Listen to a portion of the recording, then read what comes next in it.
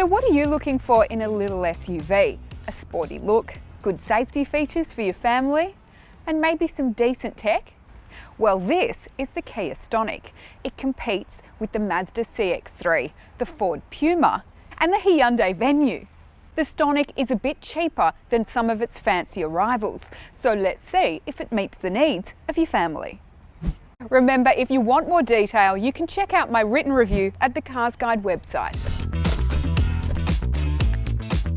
The Sport sits in the middle of the Kia Stonic range at just over $28,000 drive away. That's at the time of filming. If you're wanting to spend less, the base model is more than $3,000 cheaper, while the top of the range GT line will cost you around $32,000. If you go for the middle of the range, you get the 17-inch alloy wheels, keyless entry and push-button start. The Sport also comes with built-in sat-nav, a premium gear shift and steering wheel. The price tag of just over $28,000 makes the Sport good value for money, especially because the ownership benefits sweeten the deal. More on that later. The design of the Kia Stonic means it actually looks like a little SUV, unlike some of the other cars in this category, which still resemble a small hatch. This paint option is called Sporty Blue, and my nephew loves it. I think it's pretty cute too.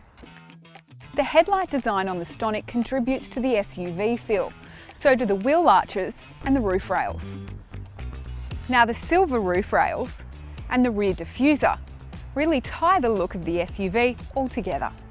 Inside, the Kia Stonic has very clean lines and it's fairly modern, but there is a lot of this hard plastic, but it's broken up by the dials and the silver metallic on the dash and the door handles.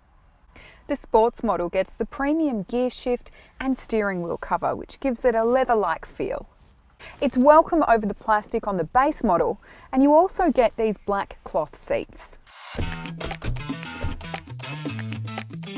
This 8-inch touchscreen is great. It has a lot of options, including Bluetooth and wired Apple CarPlay and Android Auto.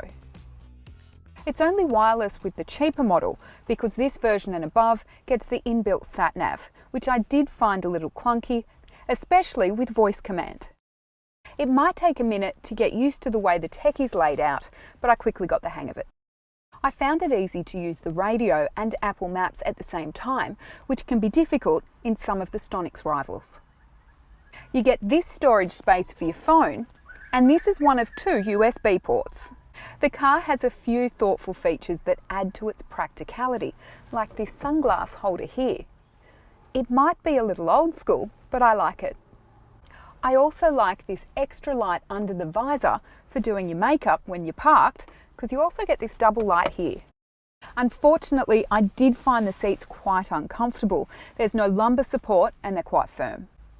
But you do get this sliding armrest on the centre console, and the console itself is a great size. And there's these 2 cup holders, and of course, the glove box. In the back was this 1 USB point to charge devices, and all 4 doors also get bottle holders. I'm 5'10" or 177 centimetres sitting behind my driver's position. I have a little bit of room, as you can see, but I wouldn't call it spacious. One great feature is the design of the ISOFIX points, so you can access them easily. Plus, the car has 3 top tether anchorage points. This is how much space you have when you put in a rear-facing child seat. It's pretty tight in the back and the front. Now, the boot space is okay for a car of this size, but it's not quite as roomy as other compact models like the Ford Puma and the VW T-Cross. But it does have this parcel shelf and a luggage hook. And when the rear seats are folded down, you get almost 3 times the space, which is great.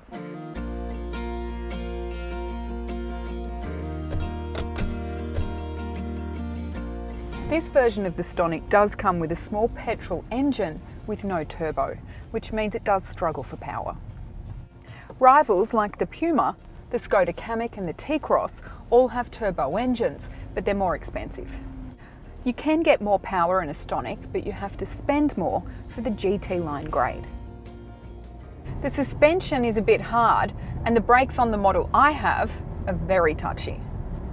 But in saying that, it handles really well in the wet and around winding roads.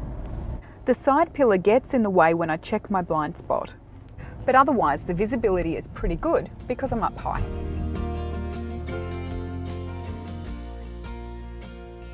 It's really easy to park in tight spots because of its small turning circle and predictability. The reversing camera is decent enough and the rear parking sensors work well. But this model doesn't have front sensors. My petrol usage was a little higher than I expected it to be for my week of city and suburban driving at 8.5 litres per 100 kilometres on average. The official specs are 6 litres per 100 kilometres on the combined cycle, so its little non-turbo engine is working pretty hard.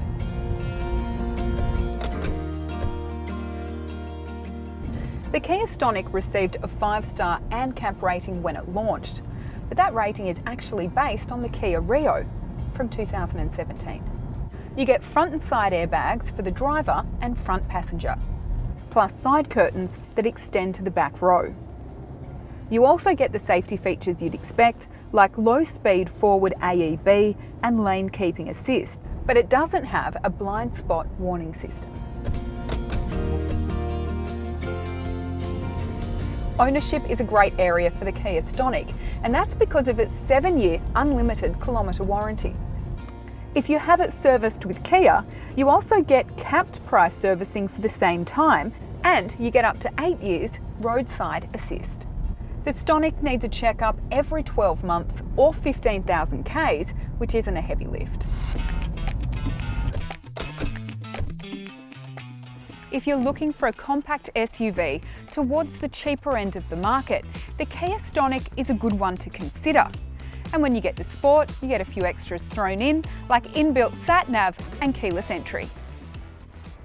I gave it a 7 out of 10, but that's mainly for the value for money equation, because you don't really get the sportier drive that I like in a light SUV. My nephew gave the car a 6.5 out of 10 because he really likes this colour and the USB point in the back, but he took half a point off because he had to share it with his sister. Remember, if you're after more information on the Kia Stonic range or other SUVs, check out the CarsGuide website.